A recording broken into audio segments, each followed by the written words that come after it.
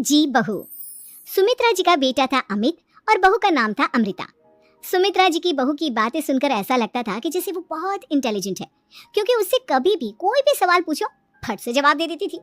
अरे भाई, उसके जवाब से तो गूगल भी पीछे रह जाता था। और इसलिए कम से कम सुमित्रा जी के घर में तो किसी को भी गूगल की जरूरत ही नहीं पड़ती थी। जब भी घर में कोई बात चलती, कोई कुछ भी कहता, तो अमृता फट से कह देती, ये तो मेरे साथ भी हुआ था, मुझे इसके बारे में सब मालूम है।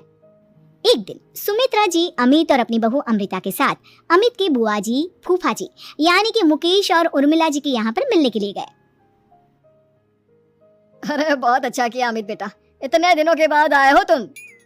हाँ सुमित्रा भाभी, कभी तो आ जाया करिए अपने बच्चों को लेकर। आपकी बहू के आने से तो हमारे घर में भी रौनक आ गई है। वो क्या है ना, अमित ऑफिस के काम में बहुत बिजी रहता है, इसलिए उसे तो वक्त ही नहीं मिल पाता। अच्छा, लगता है नौकरी काफी मुश्किल है अमित की।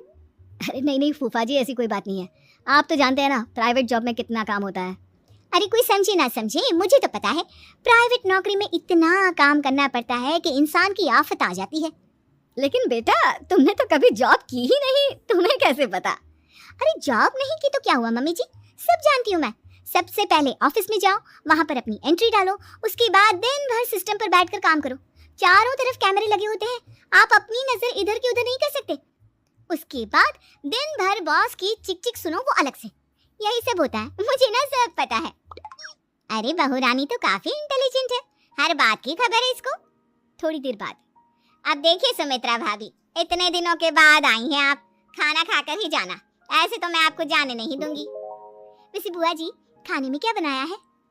वो क्या है ना बेटा, आज तुम्हारी बुआ जी की तबीयत थोड़ी ठीक नहीं कि मुझे बाहर से खाना ऑर्डर करना नहीं आता, सोचा जब अमित आएगा तो उसी को बोल दूंगी।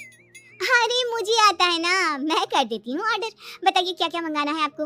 इटालियन, कॉन्टिनेंटल, इंडियन, पंजाबी, सब पता है मुझे। क्या बात है बहू, क्या घर में भी खाना रोज बाहर से ऑर्डर करती हो? अरे नहीं बुआ जी, ऐसी कोई बात नहीं है, बस मुझे ना सब पता है। कोई बात नहीं अमृता, मैं अपने फोन से ऑर्डर कर देता हूँ। अरे क्या बात है, आजकल ऑनलाइन डिलीवरी पर कोई ऑफर नहीं चल रहा है, वरना काफी पैसे बच जाते। कैसी बात करते हैं अमित, मैं कह रही हूँ ना मुझे सब पता है। मुझे एक बहुत अच्छा ऑनलाइन डिलीवरी वाला मालूम है, जहाँ पर 50% ऑफ मिल जाएगा। और आज तो वैसे भी फ्राइडे है ना, फ्राइडे को तो उस पर 50-70% ऑफर मिलता ही मिलता है।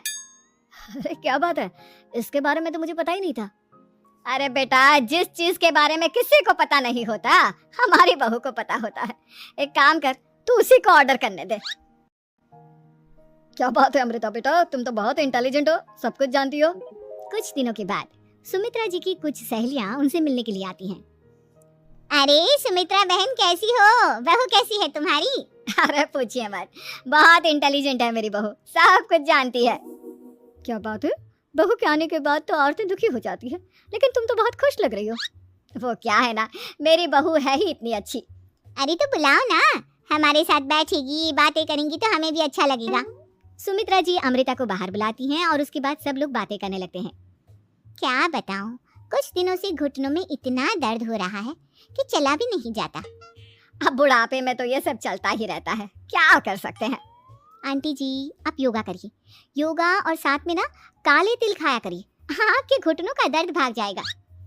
लेकिन